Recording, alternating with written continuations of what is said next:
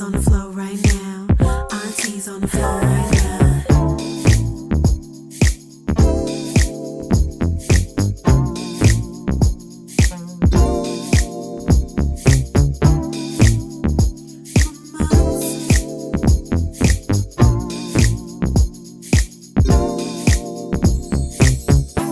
To our We Elevate channel, and I'm going to try to find this Facebook thing again. Okay. All right, Mr. Boston, my name is Lael. Thank you for coming on the show. Thank you very much. Thank you for having me. What is your first name? You know, whenever I look you up, I just keep seeing Mr. Boston, Mr. Boston, Mr. Boston. I know you've got a first name. Yeah, it's Delon Boston, but everyone calls me Boston, so Mr. Boston is the brand. So yes, I got absolutely. it. I like it. I like it. And I wore my silver for you tonight because you're a man that likes to wear leopard. Yes. I warned you. Know what? I'll be honest. Not every man can put a leopard on and wear it right. So I'm grateful. You wore it very well.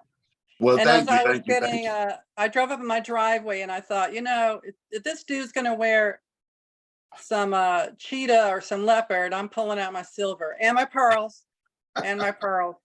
Oh, and really? You're wearing pink. Wow. Are you wearing pink right now? I love pink on men.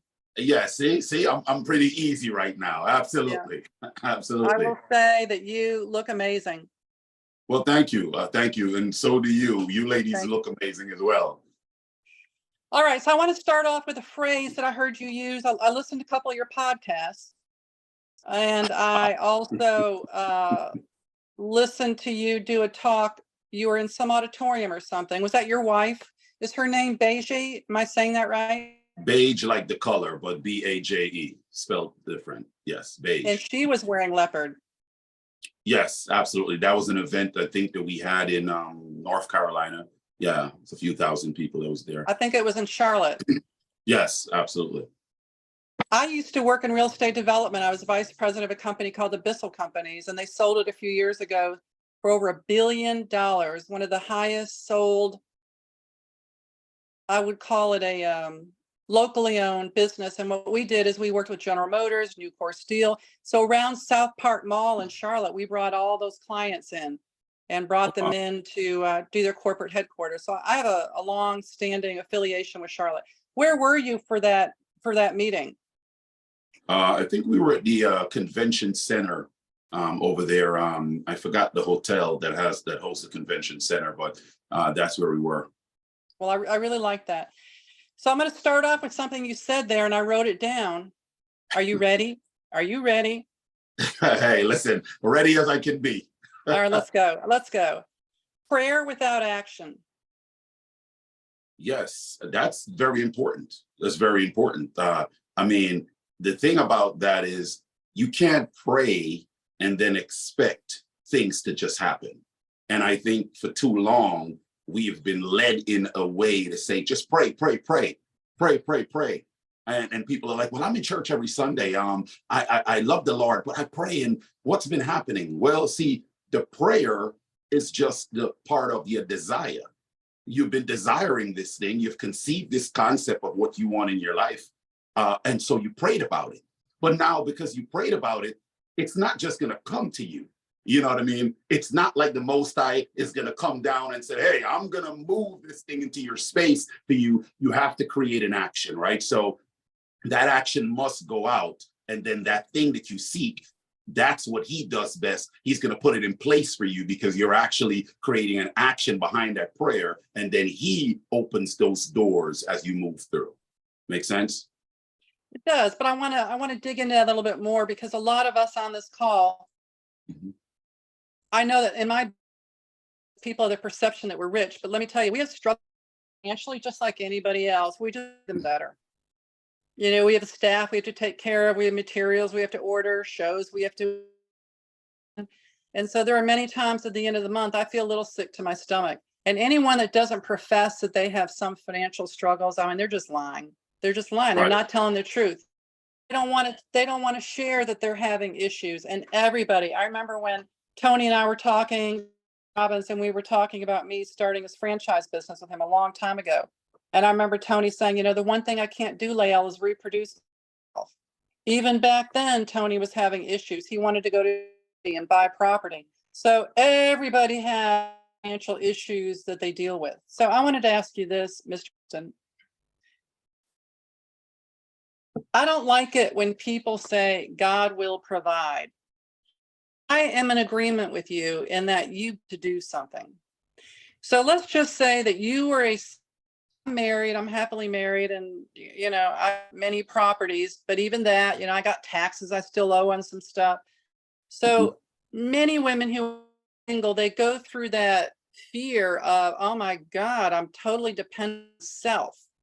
How am I going to create financial abundance so that I can have more than enough to live the life that I want?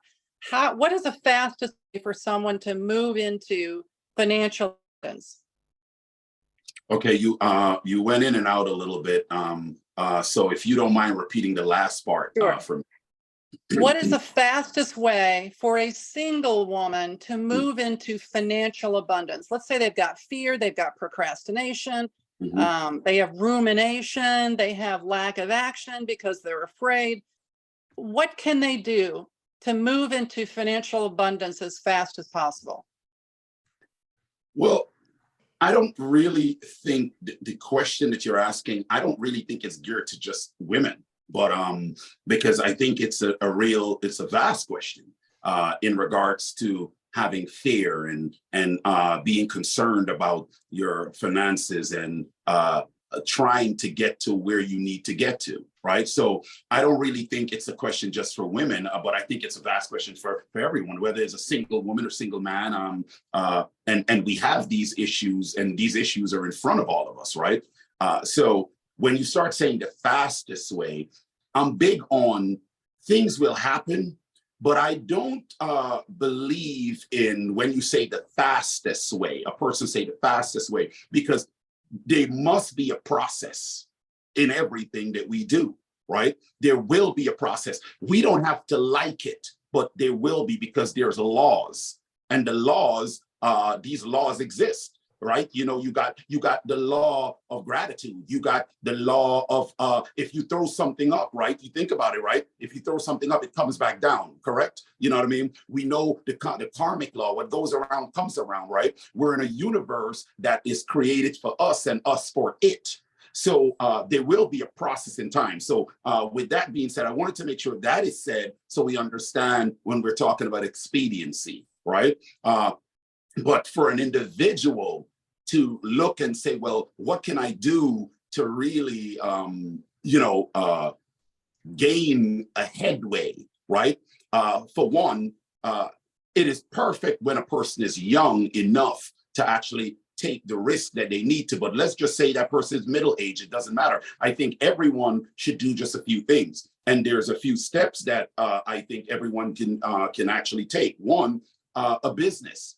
I think people should really look into, well, I need to start a business. And the concept that holds most of us back is that we always look at people of wealth and we think that they just gain this wealth without any sweat and blood and tears or whatever. We just think, oh, they just got it that way. But what people don't realize is that those people that are successful, they had to put in a lot of work to get to where they are, because creating a major organization takes a lot of time and effort, if you agree with me, right? And so I think a business is a really quick and it's a fast way to go, but it has work behind it, right? One of the next thing I think someone should jump into is real estate, right? You talked about owning properties. Real estate is a great avenue for someone to jump into. Now, the thing about real estate, though, is that real estate, a lot of the times, most of us, we probably have the 9 to 5 and we don't have the time or the capital. So, in real estate, one of the greatest things you can do is leverage OPM, other people's money.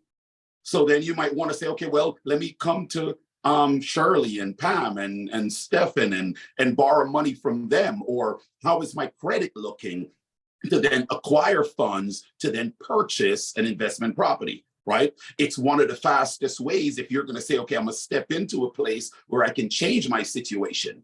But these two ways, talking about business and real estate, they still require work. right? There's still going to be a working process with the two, but you can acquire that property. Then you can have that passive income from that property where after it pays for itself and whatever bills, you got some money left over where you can repeat that process, right, over again. And that can be a process that is repeated over and over to now having the multiple amount of properties that you may have. And now we know what comes with it. You just talked about taxes, but it also, there's a benefit with the taxes, right? The tax write-offs that you get, the tax breaks. So then in one hand, it's a matter of you have capital here. Now you got this real estate. The real estate now is allowing you to actually keep most of your capital because the write-offs. So that now puts more capital in your pocket. Your portfolio is growing, and then you can utilize it, so on and so forth, right? So these are two ways that I think people can really jump in. Now, there's a few other ways I would love to talk about, but I just want to tap in on when you start saying as a single woman or so on, okay?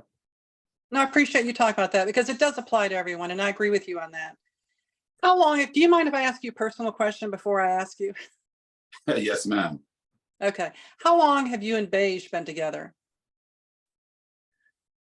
Well, we've known each other for a long time, so 10 years, and we've been married for 6.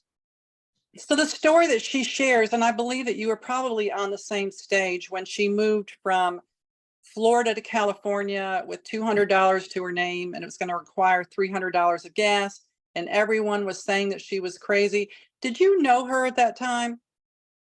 No, we didn't know each other personally, but our story is so funny and amazing because where she was born in New York was around the corner from where I lived, and I knew her brothers. So the story was literally as two people walking two different paths, but ended up meeting many years later. Make sense?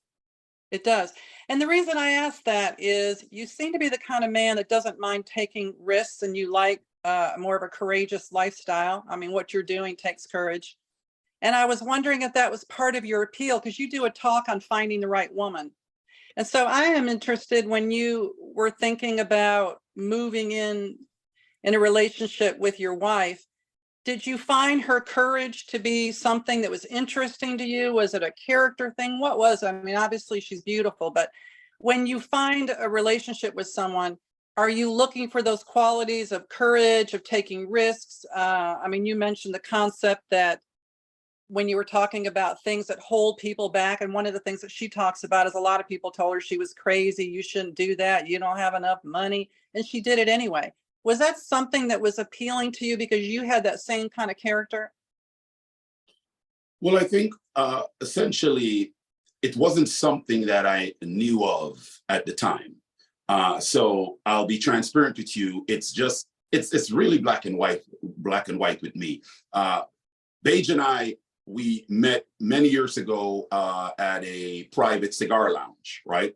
And a buddy of mine said, "Hey man, come on out. I didn't want to go anywhere. I've been going through a lot." And so on, her friend said the same thing to her, "Come on out." And we met at this lounge, and how we met, it was just a matter of, I was sitting at the bar, minding my business, just chatting with the bartender because I didn't want to fraternize and move around. And Beige came to the bar to purchase her a drink. But what happened is that here it is, you got this lady beside me, and she slips her card at the on the counter and said, "I can buy my own drink." So it was a bit abrupt. So that means someone was actually trying to speak or talk to her. And so I'm sitting there, and then from the side, I said, "Wow, I wouldn't want to be that person," right? So I don't want to be that person. And then she said, "Excuse me." I said, "Wow." I said, "I wouldn't want to be that person who would annoy a lady, and now she has to come to the bar." But all this time, I haven't looked at Beige. I was just, facing the bartender, right?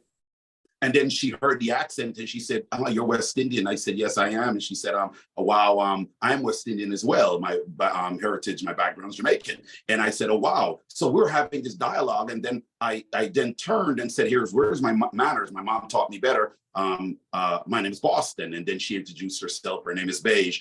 And we sat there in this place where they came out to obviously have fun and just had dialogue, right? we just had dialogue. It was just conversation. And we talked for about 30 minutes.